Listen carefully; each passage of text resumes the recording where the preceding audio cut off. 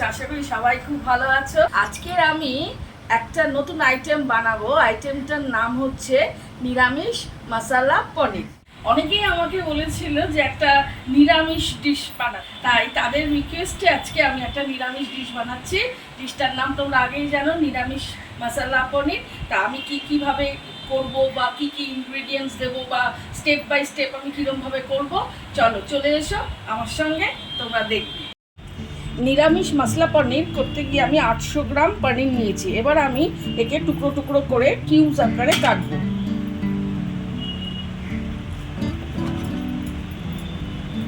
ছোট ছোট করে কিউবে কেটে নেব। এরকম ভাবে স্কোয়ার স্কোয়ার করে ছোট ছোট করে আমি এগুলোকে কেটে নিচ্ছি।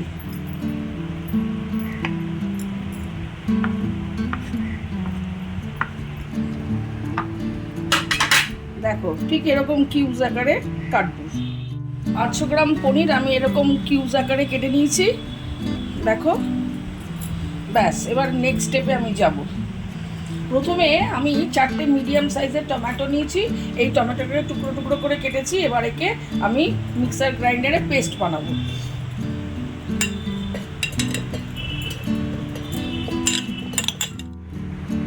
টমেটোর পেস্টটা আমার হয়ে গেছে। এরপরে আমি একটা মশলা তৈরি করব। গরম তাওয়ায় আমি একটা মশলা তৈরি করব।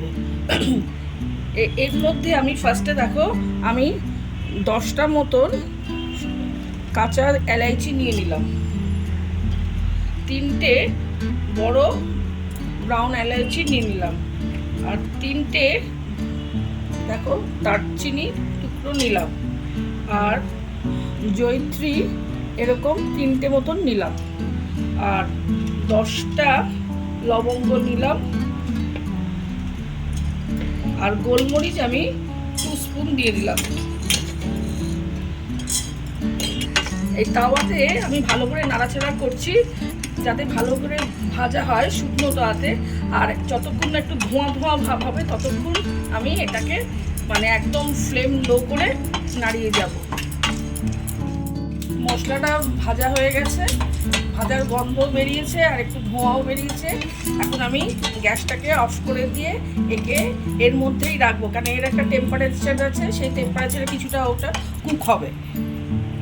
এবার এই মশলাগুলোকে আমি একটা প্লেটে রেখে দিচ্ছি। কড়াইয়ে তেল নিলাম।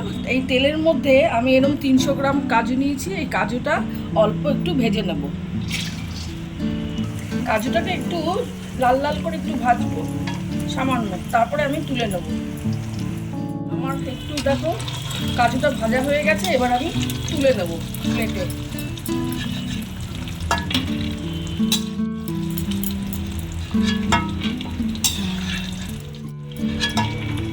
এই মশলার মধ্যে আমি কাজুটা ঢেলে যাচ্ছি। তারপরে একটু ঠান্ডা হলে একে আমি পেস্ট করব।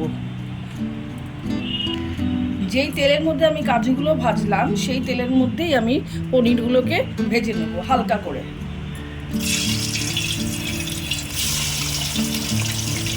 পনিরটা দেখো ভাজা ভাজা হয়েছে, ওপরে হালকা হালকা ব্রাউন ব্রাউন একটু আভা দেখা যাচ্ছে।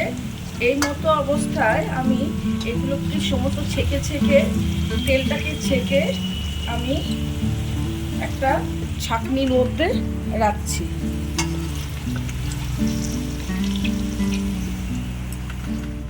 এই যে ভাজা পনিরগুলোকে আমি এখন একটু জলের মধ্যে দিয়ে দেবো। কারণ কি, এই আর জলের টেম্পারেচারটা এমনি নর্মাল টেম্পারেচার, মানে রুম টেম্পারেচার যেটা থাকবে। কারণ কি, তাহলে কি হবে, পনিরগুলো শক্ত হবে না, নরম থাকবে। ভেজে রাখা কাজু আর ভেজে রাখা যে মশলাগুলোকে এবার আমি মিক্সার গ্রাইন্ডারে দেব, কিন্তু এর মধ্যে কোনো জল আমি অ্যাড করব না। একে গ্রাইন্ড করব, ওর একটা পেস্ট তৈরি করব। এরকম একটা পেস্ট হয়েছে কাজু আর ওই গোলমরিচ দারচিনি এলাচি দিয়ে যে মশলাটা, সেই মশলাটা ঠিক এরকম পেস্ট হয়েছে। আর এখানে একদমই জল ইউজ হয়নি, কিন্তু ওই কাজুর মধ্যে যে অল্প একটু তেল ছিল সেটা এটা মানে জলের কাজ করছে। দেখো এরকম একটা সুন্দর পেস্ট আমি তৈরি করে নিচ্ছি। এই যে গরম তেলে কড়াইয়ে একে একে আমি দিয়ে দিচ্ছি 2 চামচ মৌরি, 1 চামচ গোটা জিরা, পরিমাণ মতো কুচনো আদা, কুচনো কাঁচা লঙ্কা। এখানে যাদের বাড়িতে ঝাল কম খায় তারা একটু কম দেবে, যারা মোটামুটি ঝাল খায় মোটামুটি 10টা মতন কাঁচা লঙ্কা কুচিয়ে আমি দিয়েছি। আর এই মশলাটাকে আমি একটু ভেজে নিচ্ছি। কিছুক্ষণ ভাজার পর যখন ভাজা ভাজা গন্ধ ছাড়ছে তখন এই যে কাজু আর এই মশলার যে পেস্টটা আমি তৈরি করেছি সেটা এর মধ্যে দিয়ে দিচ্ছি। এবার মশলাটা ভাজা হয়ে গেছে, এখন আমি 1 টিস্পুন হলুদ দিয়ে দিলাম, 2 টিস্পুন ধনের গুঁড়ো দিলাম, আর 2 টিস্পুন কাশ্মীরি লাল লঙ্কার গুঁড়ো দিলাম। এবার মশলাগুলোকে একটু ভাজা ভাজা করছি। এখানে কোনো জলের ইউজ নেই, তেলের মধ্যে সব ভাজা হচ্ছে। 3 মিনিটের মতন গ্যাসের ফ্লেমটাকে একটু লো করে আমি এই মশলাগুলোকে ভালো করে ভেজে নিচ্ছি। মশলাটাকে বেশিক্ষণ ভাজতে হবে না, কারণ কি অলরেডি তো ভাজাই ছিল। 3 মিনিটের মতন আমি ভাজলাম, মানে গ্যাসের ফ্লেমটাকে লো করে। এবার পরিমাণ মতো এখন আমি একটু নুন দিচ্ছি। আজকে ব্যালেন্স করার জন্য আমি অল্প পরিমাণ মতোই মিষ্টি দিচ্ছি। আর রান্নার শেষে আমি নুন মিষ্টিটা আবার ব্যালেন্স করে দেখব, যদি ঠিক হয় তখন দেব, যদি না প্রয়োজন হয় তখন দেব না। আমি ওই টমেটো যেটা পেস্টটা আমি এর মধ্যে দিয়ে দিচ্ছি। এই টমেটো পেস্টটা আমি সবার শেষেই দিচ্ছি, কারণ কি তাহলে ভালো কালার আসে। যদি টমেটো পেস্ট আমি আগে দিতাম মশলার সঙ্গে সঙ্গে বা মশলাটাকে পিছনে দিতাম তাহলে কিন্তু মানে এরকম সুন্দর কালারটা আসতো না। এখন প্রায় সব ভাজা ভাজা হয়ে গেছে, দেখো একটু তেলটা সাইড দিয়ে বেরোচ্ছে। এখন আমি এর মধ্যে একটু কসুরি মেথি হাতে ক্রাশ করে এর মধ্যে দিয়ে দেবো। এর মধ্যে আমি 5 চামচ টক দই অ্যাড করছি। গ্যাসের ফ্লেমটাকে একদম লো রেখে এটাকে ভাজা ভাজা করছি। যতক্ষণ না তেলটা বেরিয়ে আসবে ততক্ষণ আমি একে ভাজতে থাকবো। ভাজা ভাজা হয়ে গেছে, দেখো কি সুন্দর একটা কালার এসছে। এটা নিয়ম হচ্ছে টমেটোটা সবার লাস্টে দিতে হবে। টমেটো যদি আগে দেওয়া হয় প্রথম দিক দিয়ে তাহলে কিন্তু এরকম কালার আসবে না।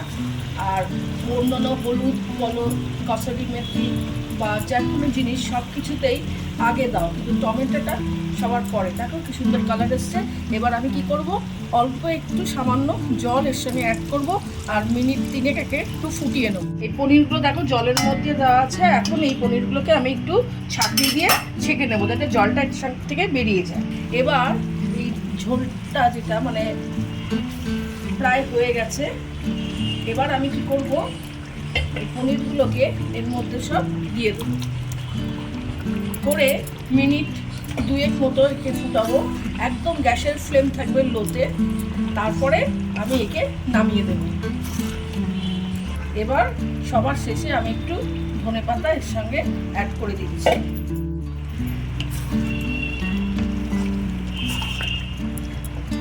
ব্যাস, আমার মশলা পনির মানে নিরামিষ মশলা পনির রেডি হয়ে গেল। মশলা পনির আমার রেডি হয়ে গেছে। আমি এখন সার্ভিং বাউলে রেখে দেবো। আর আমাকে অনেকে বলেছিল যে নিরামিষ একটা আইটেম করতে, তাই জন্য আজকে নিরামিষ মশলা পনিরটা আমি করলাম। তোমরা কমেন্টে আমাকে জানাবে যে তোমাদের কেমন লাগলো। তোমরা যদি কোনো রেসিপি আমার কাছ থেকে দেখতে চাও আমাকে কমেন্ট বক্সে জানাবে, আমি তোমাদের করে করে সেগুলো দেখাবো।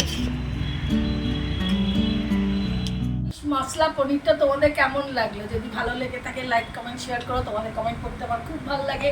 নেক্সট দিন আবার কোনো আইটেম তোমাদের সামনে দেখাবো। তোমরা আমাকে সাজেস্ট করতে পারো, কমেন্ট বক্সে লিখতে পারো কি আইটেম তোমরা দেখতে চাও। আমি সেরকমভাবে তৈরি করার চেষ্টা করব। আর সবাই সুস্থ থেকো, ভালো থেকো।